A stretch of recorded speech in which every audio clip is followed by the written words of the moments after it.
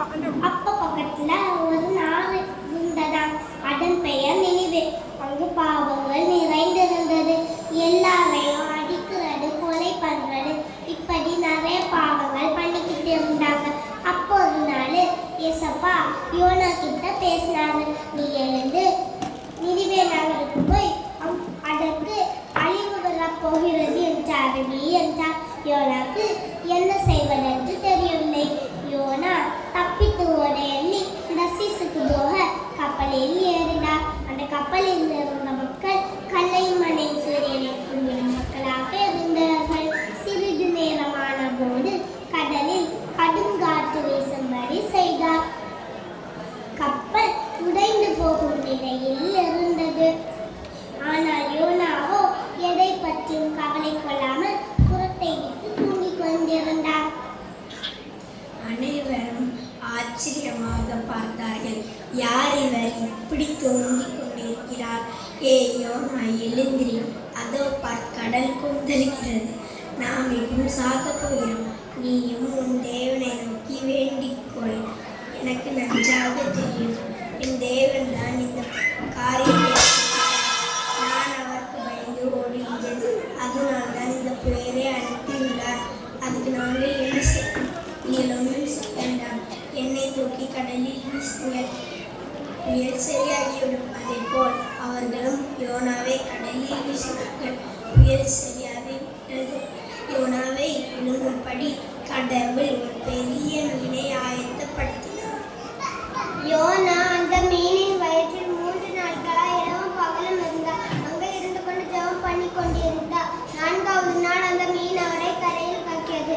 YONO ஆண்டவருக்கு நன்றி கூறினார். ஆண்டவரே, நீர் என்னை மணி நீ சொல்லுவதை கேட்கின்றேன் என்றார். நீ நினிவேலுக்கு புறப்பட்டு போ என்றார். 40 நாட்களில் நினிவேல் அழிக்கப் போகின்றேன் என்று சொல் என்றார். ஆண்டவரே, நீர் சொல்லுவதை கண்டிப்பாக செய்வேன் என்றார். யோனா புறப்பட்டு நினிவே நகர மக்களிடம் அவர்கள் செய்த பாவங்களை குறித்து பிரசங்கித்தார். ஆச்சரியமாக நினிவே மக்கள் யோனாவின் பிரசங்கத்தை கேட்டு அதன்படி செய்ய முடிவெடுத்தார்கள். யோனா உன் கடவுளை எல்லோரும் வணங்க வேண்டும் என்று அரசர் கட்டளையிட்டார். யோனாவும் அந்நாட்டு மக்களோடு தங்கி இருந்தார். மக்கள் மனம் திரும்புவதை பார்த்து கடவுள் அந்நாட்டை அழிக்காமல் தம் முடிவை மாற்றிக் கொண்டனர். யோனாவுக்கு அது சுத்தமாக பிடிக்கவில்லை. இந்த நினிவேயை ஆண்டவர் காப்பாற்றுவார் என்று நான் முன்னமே சொல்லியிருந்தேன். அதனால் தான் இங்கு வராமல் இருந்தேன். அப்பொழுது யோனா ஒரு ஆமணக்கு செடியின் அடியில் இருந்து கொண்டு ஆண்டவரிடம் பேசினார். ஆண்டவர் அந்த செடியை அழிக்க கட்டளையிட்டார். யோனாவோ மிகவும் கவலையாய் இருந்தார். ஆண்டவரே, என் உயிரை எடுத்துக் கொள்ளும், வாழ்வதை விட சாவடே மேல் என்று வேண்டிக் கொண்டார். அதற்கு ஆண்டவர், இவ்வாறு சீனம் கொள்வது முறையா?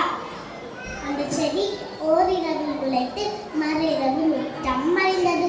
அதற்கு இவ்வளவு இரக்கம் காட்டுகிறாயே, நான் இந்த வலது கைக்கும் இடது கைக்கும் வித்தியாசம் தெரியாத இந்த மக்களுக்காக பரிதாபப்படாமல் இருப்பேனா என்றார். யோனா ஆண்டவரின் அன்பை புரிந்து கொண்டு இஸ்ரவேலுக்கு புறப்பட்டு சென்றார்.